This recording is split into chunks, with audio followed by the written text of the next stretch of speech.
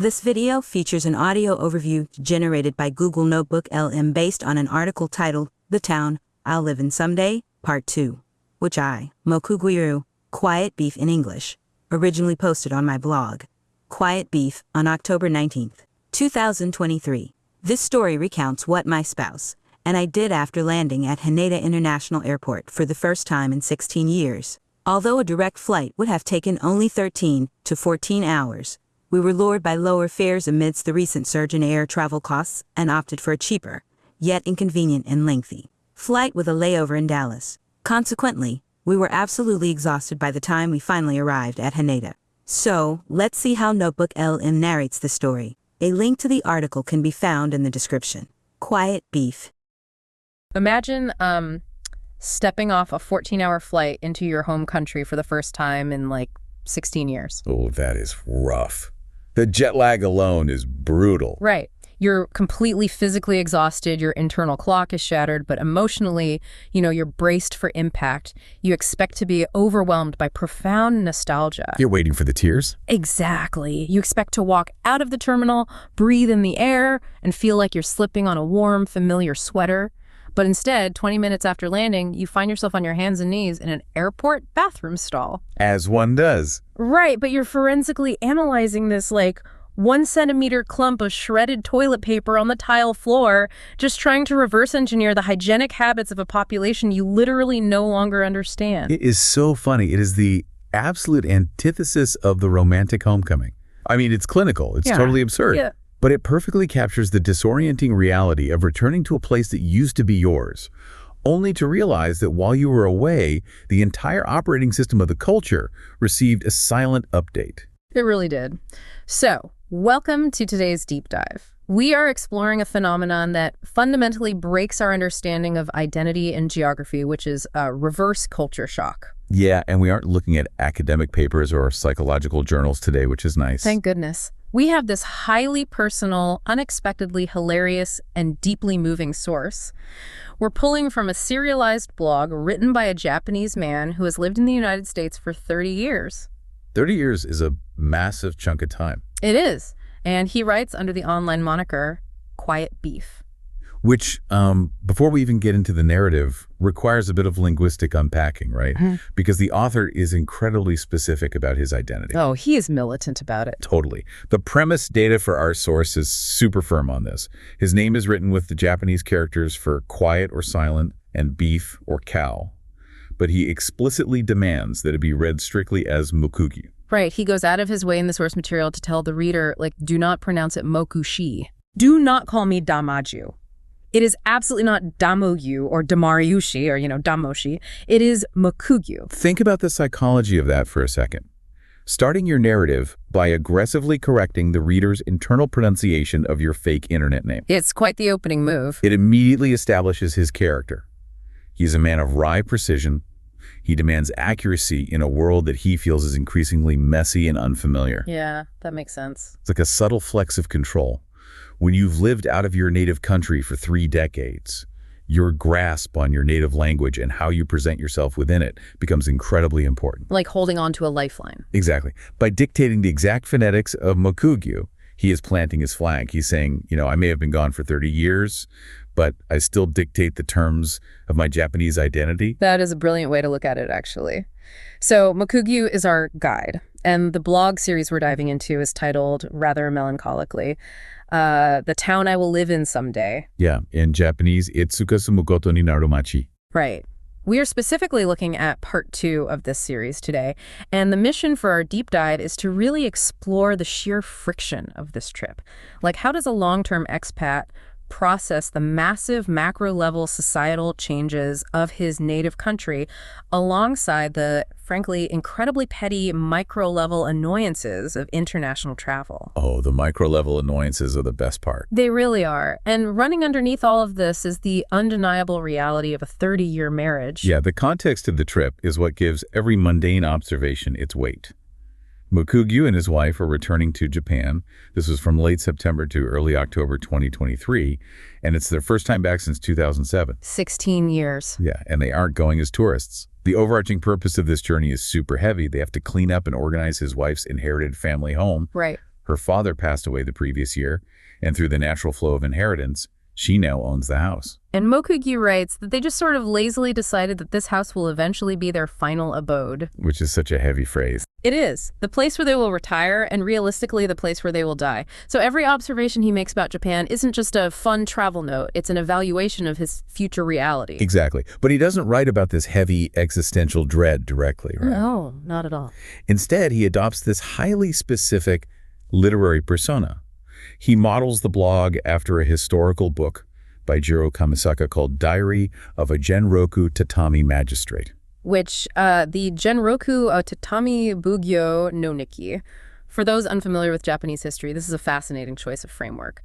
The Edo period, specifically the Genroku era around the late 1600s and early 1700s, was a time of unprecedented internal peace in Japan. Right, so the samurai, the warrior class, suddenly had absolutely no wars to fight. None. So the shogun essentially turned them into a massive, highly rigid bureaucracy. Yeah, you have these highly trained warriors who are suddenly assigned incredibly mundane administrative tasks. It's wild to think about. It is. And a tatami magistrate was a real low to mid-level bureaucratic position.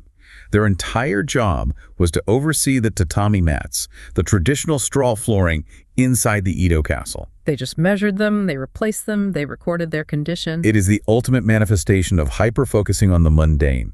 You are a literal warrior meticulously measuring straw. Right. And by adopting this persona, Moku-Gweyuu is giving himself a very specific set of psychological tools. The tatami magistrate doesn't fight glorious battles, and he doesn't write sweeping emotional poetry. No, he just quietly, clinically records the everyday absurdities of life. Exactly. He makes meticulous notes about the exact dimensions of a problem without having to emotionally engage with it. I mean, I have to disagree slightly with calling this just a coping mechanism, though. Honestly, reading this source material, he just sounds detached. You think so? Yeah. I mean, he's returning to his late father-in-law's empty house. That is massive emotional labor, primarily for his wife. Isn't he just using the 17th century bureaucracy persona as an excuse to avoid that emotional weight? Oh, that's interesting. Like, he's letting his wife handle the grief of a dead father and a massive inheritance, while he plays an aloof samurai in his head, critiquing the airport layout. Okay, that is a highly critical read. But I think it misses the utility of detachment in long-term survival, particularly in a marriage. It's rarely a conscious decision of, I'm going to ignore my wife's grief. Right. It's more of a survival instinct.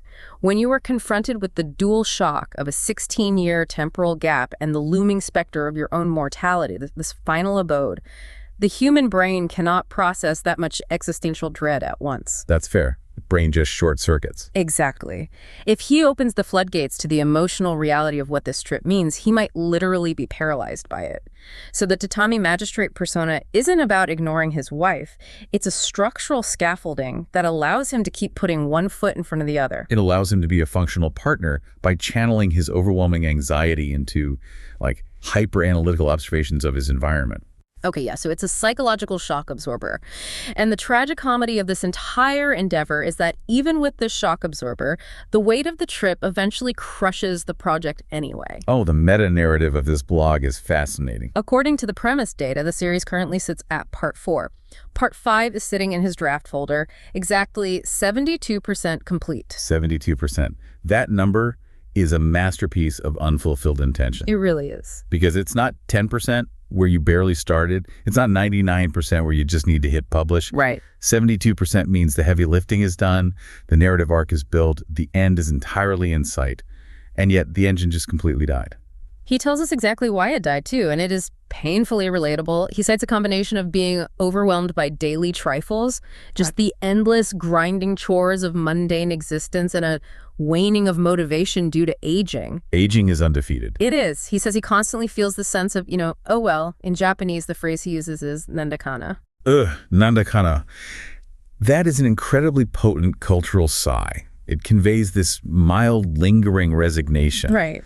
It's the realization that the energy required to complete a task slightly exceeds the perceived reward of finishing it, compounded by the physical reality of getting older. Yes, exactly. You know you should care. You know you want to finish it, but the gravity of your own fatigue just pulls you away from the keyboard.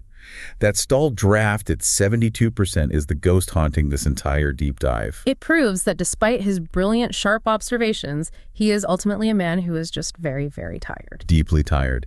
And we feel that exhaustion in our bones the second we drop into the actual narrative of part 2. So true. We pick up the action right as Moku-Gweyuu and his wife step off the plane.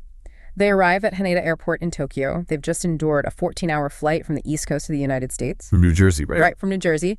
And immediately, before they can even process that they are back in Japan, they are thrust into what I can only describe as the Haneda standoff. The brutal collision between the fantasy of travel and the logistical reality of travel. Yes. So they are faced with a classic dilemma. Option 1 is to fulfill what Moku-Gweyuu capitalizes in his mind as the wife's ambition.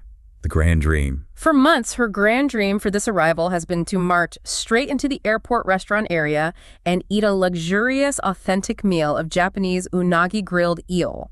It is a highly specific culinary fantasy. Very specific. But the downside, if they commit to a leisurely, expensive eel dinner, they will definitively miss the direct highway bus that goes straight to their final destination. And option 2 is the pragmatic, anti-romantic choice.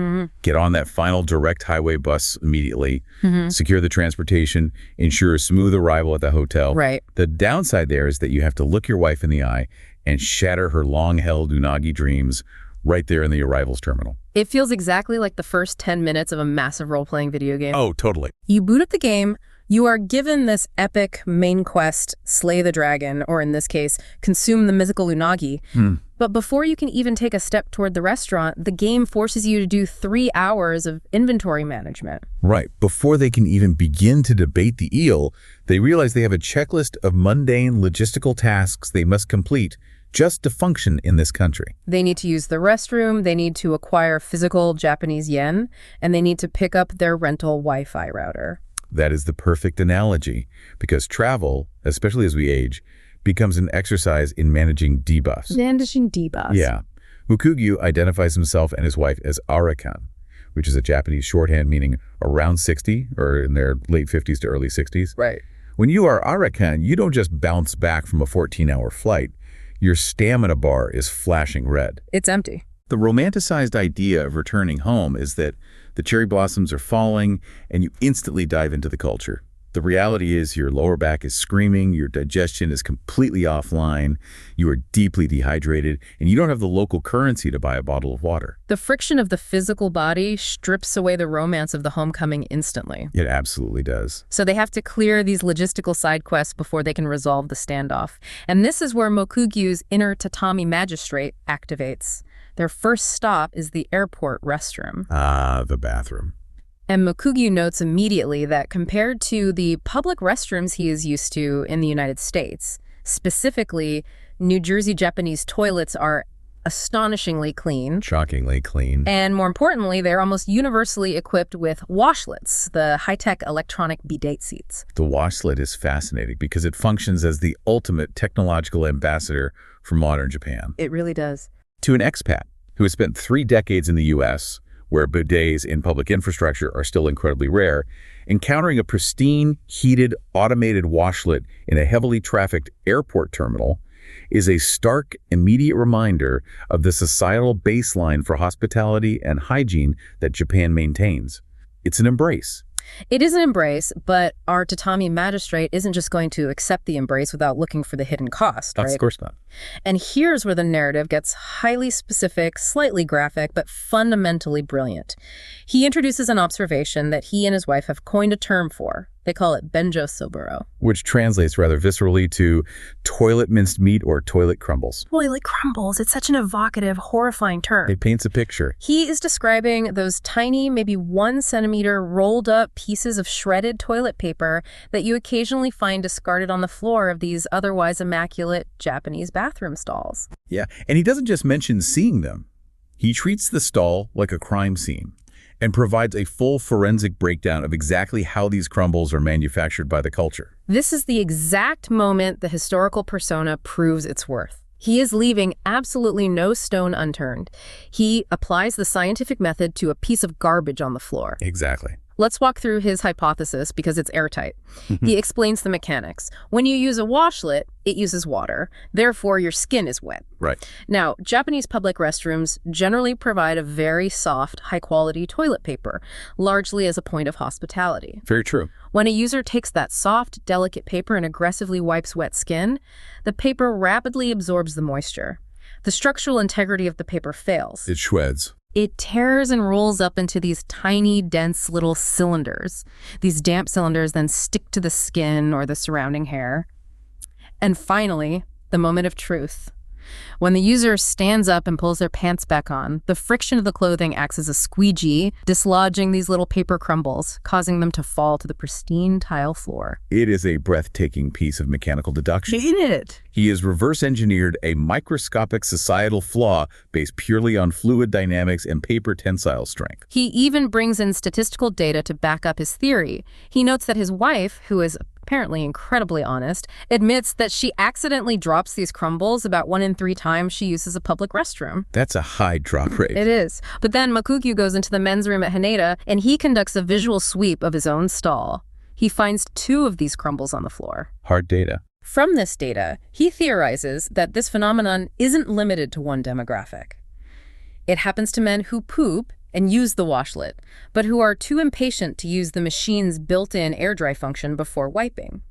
He literally brands these tiny paper rolls as the negative legacy of washlet culture. That phrase, the negative legacy of washlet culture, is where the brilliance lies. Yeah. Because he is exploring the paradox of omotenashi, the Japanese concept of wholehearted hospitality. Right. The desire to provide ultimate comfort, a warm water wash, and incredibly soft paper, actually creates a fragile system. Right. It creates a secondary microscopic mess. If they use the harsh institutional single-ply sandpaper that you find in American gas stations, the paper wouldn't disintegrate. Exactly. Hold up. But because Japan insists on comfort, it inadvertently generates benjo-soboro. Think about the mindset required to make that connection. Most travelers, especially exhausted ones, just want to get in and get out of an airport bathroom. If you see a piece of paper on the floor, your brain registers it as trash. You step over it and you move on. You don't write a dissertation on it. No. But Moku-Gweyuu has been away for 16 years.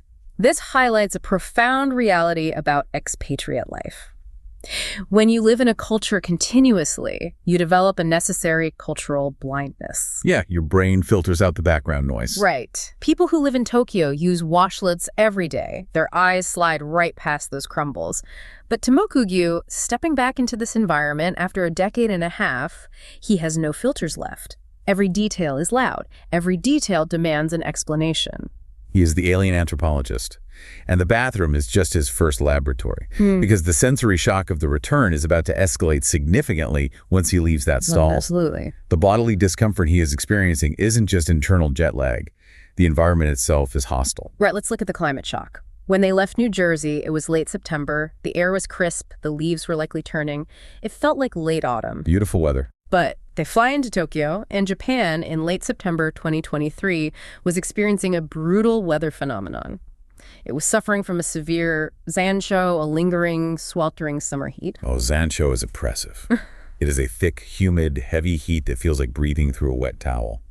When you're expecting autumn and you walk into a sauna, your body physically rebels. He describes sitting in that bathroom stall, just trying to wait out an upset stomach from the flight, and he is sweating profusely. The stall is muggy, his clothes are sticking to him. It's miserable. It is. So the physical reality of the homecoming is incredibly harsh.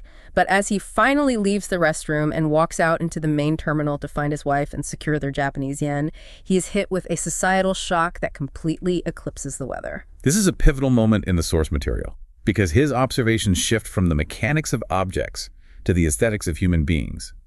And his commentary becomes notably sharper, almost aggressive. As he watches the crowds flowing through the terminal, Moku-Gweyuu is struck by what he perceives as a massive, undeniably visible increase in cosmetic surgery among Japanese women, specifically those in their 20s to 40s. And he does not use delicate language to describe this. Not at all. The words he chooses are stark. He categorizes the facial work he sees as omen grade. Right. Omen refers to a traditional Japanese mask like those used in no theater. By using that term, he is implying that the faces he is seeing look artificial, static, or disconnected from natural human expression. Yeah, and he goes further, using the phrase AV actress-level facial renovations. Which is brutal. It is. This suggests a highly stylized, exaggerated, and perhaps unnatural aesthetic that he associates with the adult video industry. And renovations is a word you use for a kitchen, not a human face. It's incredibly cynical. He gives us a specific anecdote to anchor this observation. He spots a woman walking toward them, accompanied by a male staff member. Moku-Gweyuu immediately flags her as having a heavily modified face. He notes that she resembles the famous Japanese actress and model, Nanao. Right, and he watches her walking with what he perceives as a smug look. But then the tatami magistrate persona kicks into overdrive, and he writes this incredibly biting line. Oh, I know the one. Maybe her facial nerves just can't move, making a blank stare look smug.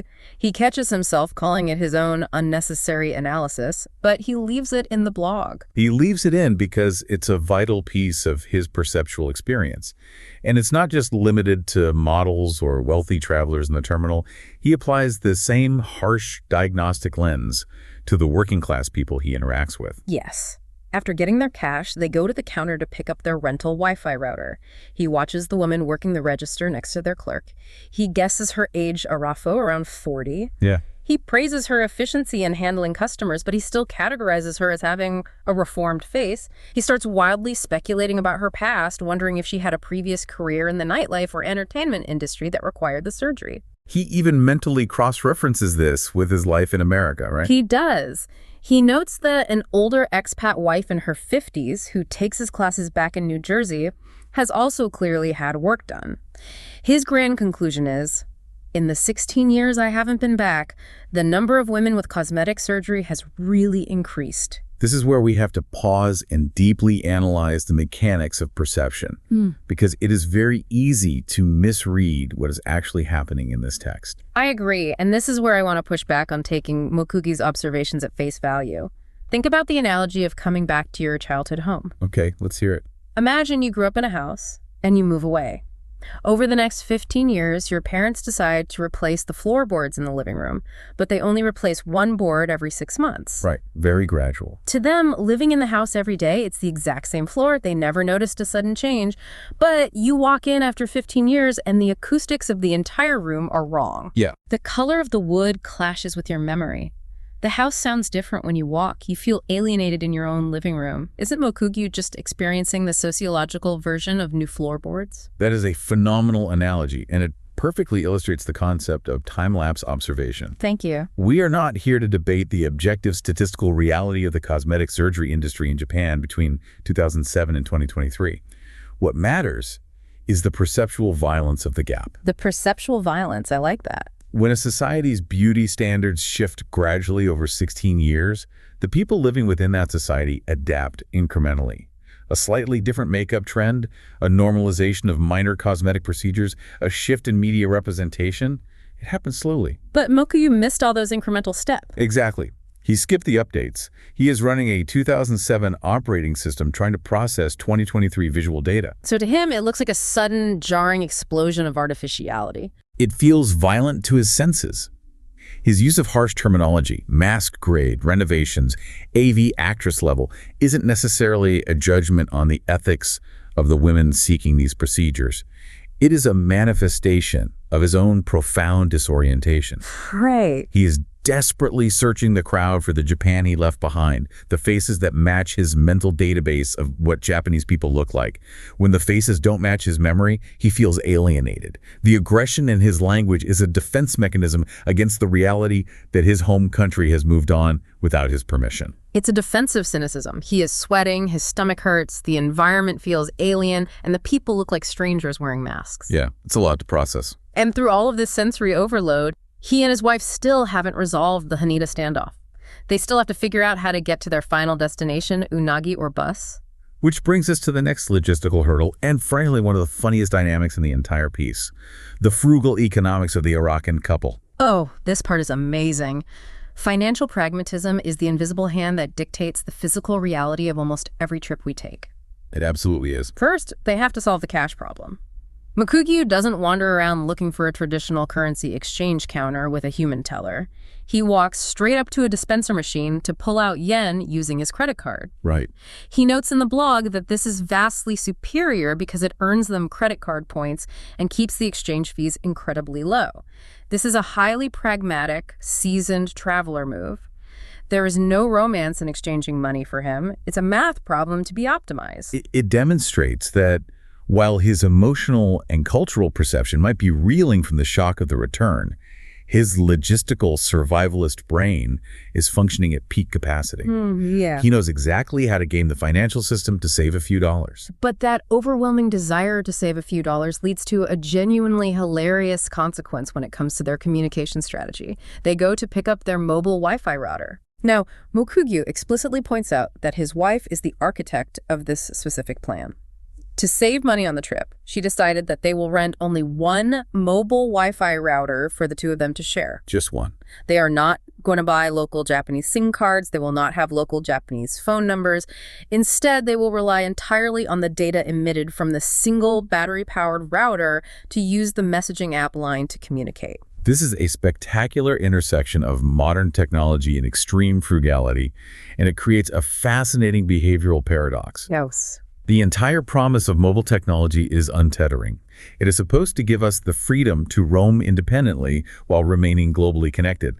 But the way Moku-Gweyuu's wife has chosen to deploy this technology has the exact opposite effect. Because the physical range of a mobile router is severely limited. Think about the last time you traveled abroad with a partner, trying to save $20 on roaming charges by sharing a hotspot. Oh, it's a nightmare. If they separate by even a short distance, say, his wife goes to look at a magazine rack while Moku-Gweyuu stops to tie his shoe, the person without the router in their pocket instantly loses their internet connection. Boom, gone. And because they intentionally opted out of local phone numbers, the moment that Wi-Fi signal drops, they lose their only way to communicate with each other in a country of 125 million people. They are completely digitally severed. They have functionally created an invisible digital leash that is only about 10 to 15 feet long. And Moku-Gweyuu humorously observes the resulting physical dynamic this financial decision forces upon them. He realizes that this plan forces an Iraqan couple, a married man and woman around 60 years old, exhausted and sweaty, to stick to each other's sides like glue everywhere they go in public. It's so awkward. They cannot stray more than a few feet from one another. He looks at this forced, constant physical proximity and literally describes it in the blog as creepy or yusujimi warui. It's incredibly funny because it completely inverses the typical physical dynamic of a long-term marriage. Usually, by the time a couple reaches their late 50s or 60s, they have developed a very comfortable spatial independence. They don't need to hold hands constantly in the grocery store.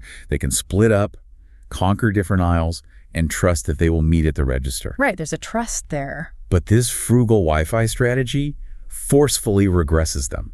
It forces them into the physical proximity of anxious teenagers on a first date, terrified of losing each other in a crowded mall. I don't want to stand this close to you, but I need your bandwidth to check my email. It perfectly highlights how the boring economic decisions we make weeks before a trip at our kitchen tables end up dictating our physical behavior and posture during the actual trip. And it sets the stage perfectly for the climax of the episode. They're physically tied together by this invisible digital leash. They are physically exhausted, they are culturally disoriented, and they must finally sit down and make a decision. The resolution. This is a masterclass in spousal negotiation. For me, this is where the narrative elevates from a funny travelogue to a profound piece of writing. They have their yen, their single binding Wi-Fi router is configured, and they finally collapse onto a bench in the airport terminal. It is time to execute a plan. It is time to decide between the wife's ambition of the delicious unagi dinner or the cold pragmatism of the direct highway bus. The stakes might seem incredibly low to an outside observer. It's just dinner or a bus. Yeah. But for two travelers who have been away for over 20 hours, this decision is monumental. Oh, it's everything. It will dictate the entire physical and emotional trajectory of their first night back in their homeland. Moku-Gweyuu starts this section with a remarkably bitter parenthetical aside that I think we need to unpack. He notes his wife's chronic, lifelong avoidance of making final decisions. She always wants him to make the final call so she doesn't have to bear the responsibility. Right. But then he inserts this fiery little memory right into the text. He complains that despite this chronic indecision, years ago, she unilaterally decided on a massive mortgage for their house in the U.S., a mortgage that turned all their hard-earned savings into a mountain of debt. He writes this with clear, lingering resentment, basically saying, she can plunge us into massive real estate debt without blinking, yet today she can't even pick between eel and a bus. That parenthetical is doing so much heavy lifting for the narrative. Isn't it? It reminds the reader of the massive 30-year history of this specific relationship. Marriages are ecosystems built on long-term memory. They have invisible scorecards. The invisible scorecard, yes. When you are arguing about dinner in an airport after 30 years together, you are never just arguing about dinner. You are arguing with the ghost of a mortgage from a decade ago. You are navigating past resentments, financial stresses, and major life decisions. That one sentence grounds this silly debate about eel deep in the complex soil of a long-term partnership. That invisible scorecard is such a real concept. So Moku-Gweyuu, feeling somewhat physically refreshed after successfully navigating the washlet and getting his stomach settled, decides to test the waters. He calls her bluff. Bold move. He turns to her on the bench and says, you know what? I am perfectly willing to go eat the unagi with you right now. In fact, let's do it. I even have the energy to order dessert. He completely removes the barrier.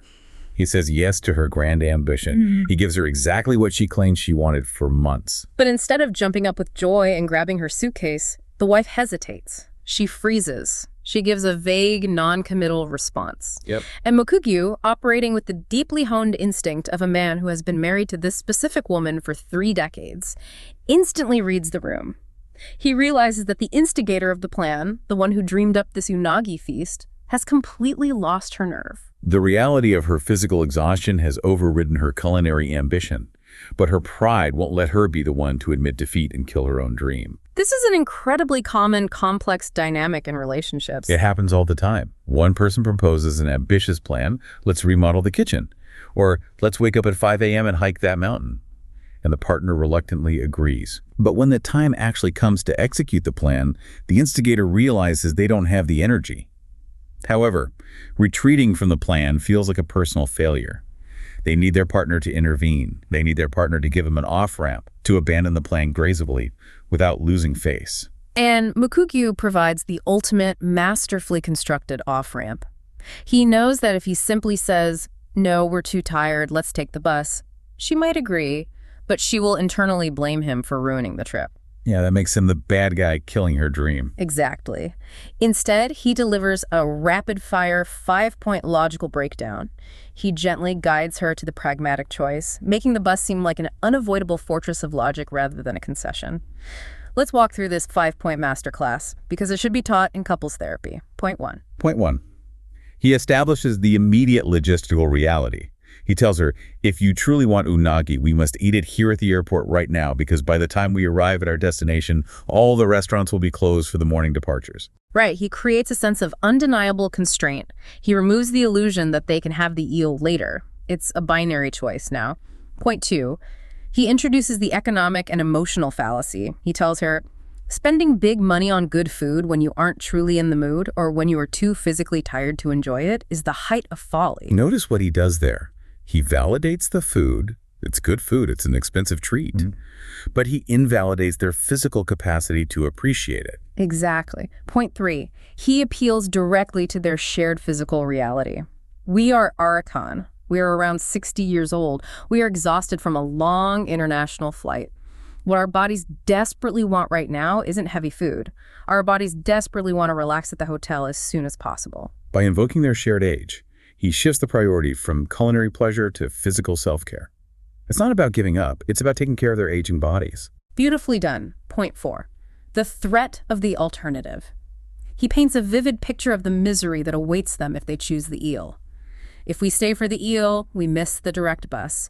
Missing the bus means we have to navigate expensive taxis or multiple train transfers, dragging heavy luggage while sweating, plus a late, exhausting check-in at the hotel. He makes the unagi sound like a trap that leads to physical suffering. And finally, point 5, the golden solution. The highway bus is cheap, it takes us directly to our destination without a single transfer, and it gets us there comfortably by 6 p.m. He presents the bus not as a compromise, not as a defeat of the dream, but as the brilliant victory of logistics and comfort. It is brilliant. He constructs this impenetrable fortress of logic around the idea of taking the bus. He builds the off-ramp so wide you can drive a truck down it. And what is the result? The wife, who just moments ago couldn't make a decision, immediately and enthusiastically agrees. Yes, let's take the bus, she says. The relief is palpable. Moku-Gweyuu watches her agree, sighs to himself on the bench, and writes in the blog, "She's a troublesome one." But then, immediately, humbly, he adds a crucial caveat. Well, I am too. So if we pull back and look at the architecture of this entire episode, this interaction at the bench is the true emotional climax. It really is. Up until this point, Moku-Gweyuu has been the cynical tatami magistrate. He has been detached, coldly critiquing the mechanics of toilet paper, judging the cosmetic surgery of strangers in the terminal, rolling his eyes at the creepy Wi-Fi tethering, and bitterly recalling old mortgage debts. He has been incredibly prickly. He's been defensive. Very prickly. But in this quiet moment on the airport bench, that samurai detachment completely melts away. Despite his cynical observations and his deep annoyance with his wife's indecision, he understands her perfectly, intimately. He knows exactly what she needs in that moment. She needs him to take on the mental burden of killing the Unagi dream, so she doesn't have to feel guilty about abandoning it. He builds that logical off-ramp for her with precision and deep care. It is a beautiful, profoundly realistic portrait of long-term companionship. It's not romantic in the cinematic, sweeping music sense. No, not at all. It's romantic in the real world. I know you're exhausted, I know your feet hurt, and I'm going to manipulate the logistics of this evening to make your life easier without making you feel bad about it, sense. She's a troublesome one, but I am too. That single line just hits so hard. It is the ultimate acceptance of mutual imperfection. They annoy each other. They tether each other to a single-budget Wi-Fi router. They hold grudges about 30-year-old mortgages. They argue about grilled eels. But ultimately, they are a team. You're a single unit navigating the profound exhaustion of life together. It's deeply touching, precisely because it is so incredibly mundane. And that brings us full circle to the existential premise of the trip itself. Why are they in Japan? They're returning to sort through a deceased parent's house. All right. They're preparing the physical space that will eventually become their own final abode. This entire trip is saturated with mortality and the relentless passage of time. Yeah, the friction they experience at the airport, the overwhelming fatigue, the sharp confusion over cultural and aesthetic changes, the physical reliance on each other is all amplified by the underlying unspoken reality that they're entering the final chapters of their lives. It casts a shadow over everything. The tatami magistrate persona, the forensic humor about the bathroom, the bickering over dinner, it's all a way of whistling past the graveyard. It is a way of affirming their life, their humor, and their partnership in the face of inevitable aging and eventual decline. That is incredibly poignant. To briefly recap the remarkable journey we've been on today through the eyes of Moku-Gweyuu, we started with the overarching tragicomedy of a brilliant, observant blog series stuck forever at a 72% draft because the exhausting daily trifles of life simply got in the way. Yeah. We followed his inner historical bureaucrat through the forensic pseudoscientific analysis of Benjo Suburo, toilet paper crumbles, uncovering the hidden costs of Japanese hospitality. The negative legacy of washlet culture. Exactly. We unpacked the profound perceptual shock of seeing a changing society through the time-lapse lens of a 16-year absence, using the analogy of replaced floorboards to understand his alienation at the prevalence of cosmetic surgery. We laughed at the creepy, forced physical proximity of an older couple literally tethered to a single-budget Wi-Fi router. And finally, we witnessed the quiet, negotiated compromises of a 30-year marriage playing out over a choice between an ambitious eel dinner and a pragmatic highway bus. It is a phenomenal piece of writing because it refuses to be categorized.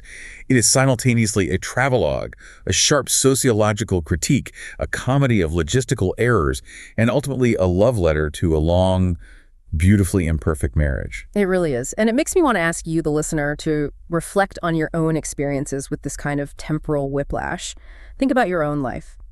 When you go back to a place you used to know intimately, your childhood hometown, an old apartment building you lived in a decade ago, or your college campus, what are the small, jarring details you notice that everyone else who never left simply ignores? What is your version of the replaced floorboards? Are you the alien anthropologist in your own history, forensically analyzing the changes to understand who you used to be?